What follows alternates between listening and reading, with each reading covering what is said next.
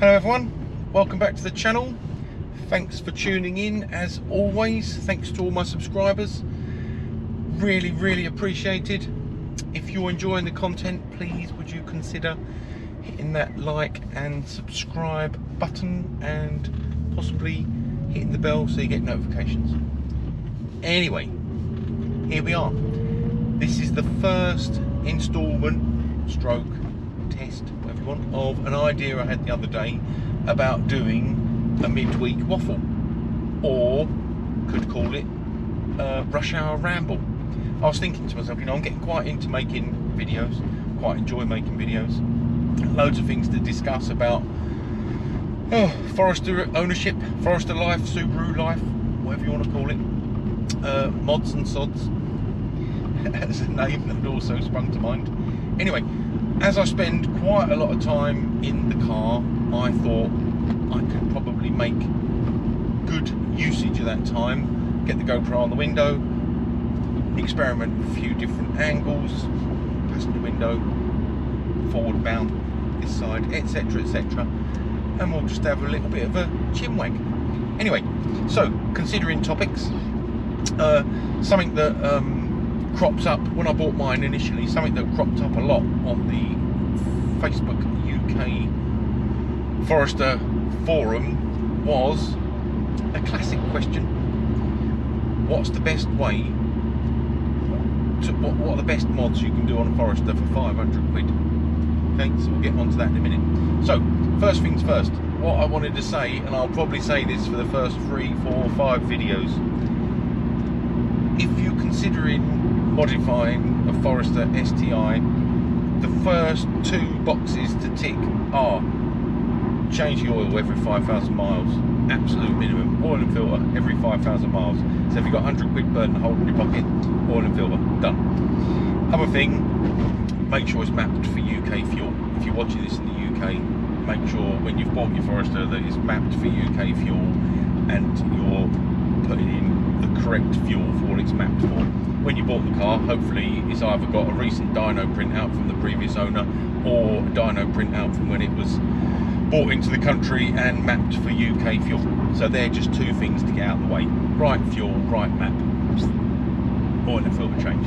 Okay, happy days. So assuming everything else is running right, got no problems with your car, you got 500 quid, what are you going to do to Forester? And as I say, this come up loads and loads and loads on the Facebook forum, and I always watch, as a new owner, I was always watching this with you know, genuine keen interest. Most UK Forester imports, the JDM version imported to the UK STI, they generally make 300 brake plus, so most regular people aren't immediately looking for immediate gains. First thing on their mind is, how can we tame the handling a little bit? I mean, Foresters are pretty firm when they arrive, but they do have a bit of a wallowy bum. It's a big car. So again, this was what I'd read on the forum.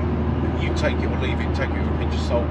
I'm not an expert, but 500 quid to spare, 22mm uprated rear anti-roll bar, white line if you fancy.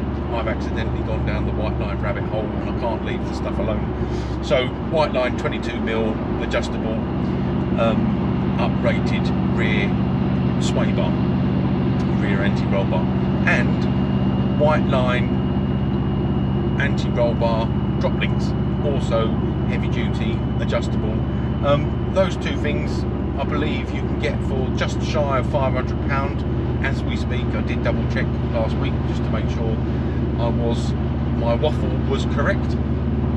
So yeah, they're still selling for about just under 500 quid. Obviously then you've got fitting on top, but they make massive amounts of difference. And you know, you can compare them to, for example, fitting an upper strut mount or a boot mounted strut mount makes very little difference. You might notice a small amount of increased stiffness, but they won't stop the body roll in the back, whereas the upgraded rear anti-roll bar, heavy duty rear anti-roll bar, will make significant difference to the feel of the RSND car, and will generally make the handling feel miles better. Excuse me.